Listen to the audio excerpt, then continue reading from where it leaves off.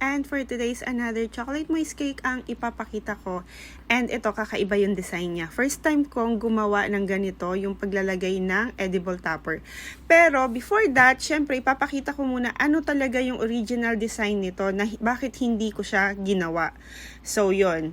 Usually, pagka gumagawa talaga ako ng ganitong mga 3D topper, dapat meron akong 2 weeks. So, hanggang nag-come up kami sa ganito, and ito yung ilalagay na kamay.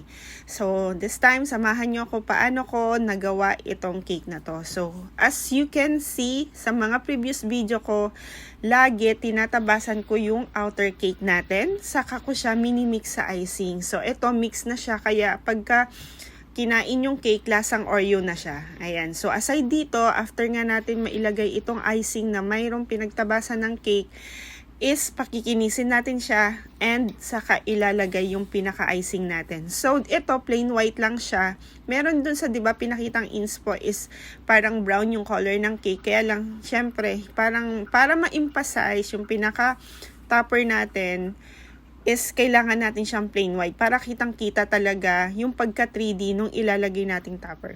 So, syempre, after nga nyan, lagay-lagay tayo ng icing and eto na naman tayo sa pagpapakinis.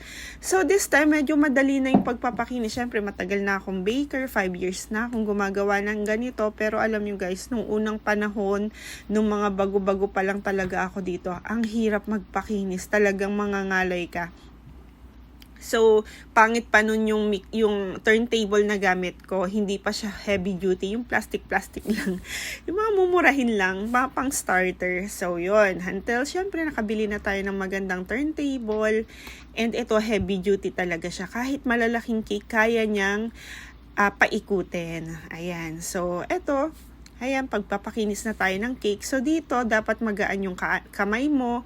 Pwede naman pabilisin. Pero, syempre, kapag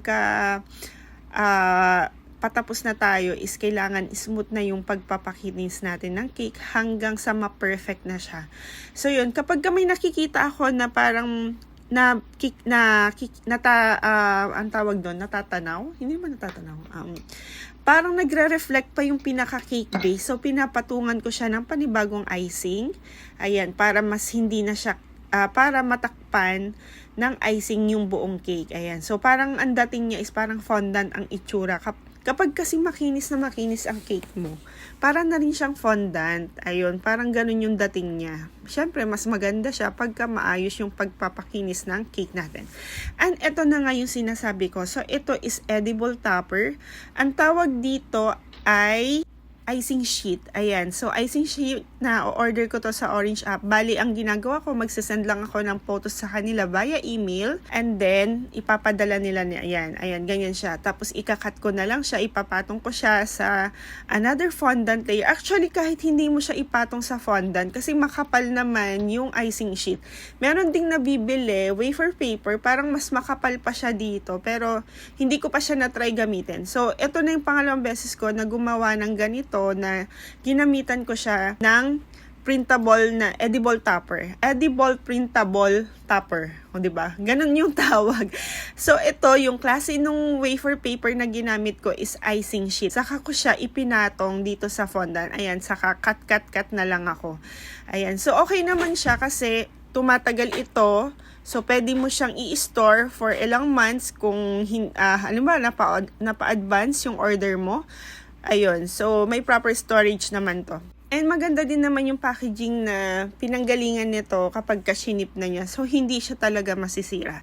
And after nga nito is ididikit na natin siya dun sa pinaka-outer ng cake natin. So, ito na yung first topper natin. So, kung mapapansin nyo, pagka dinikit natin siya sa cake is meron siyang kapal or thickness kasi nga dinikit natin siya sa fondant. And then, may mga added fondant ako. So, don't mind on my bluish na hand kasi nga kumapit na yung color dun sa hand ko. And another thing is yung hand na pinakita ko sa inyong picture. So, ito na yung pagkakagawa ng 3D hand natin. So, nag-color lang ako ng brown with orange dun sa pinaka-fondant natin na white.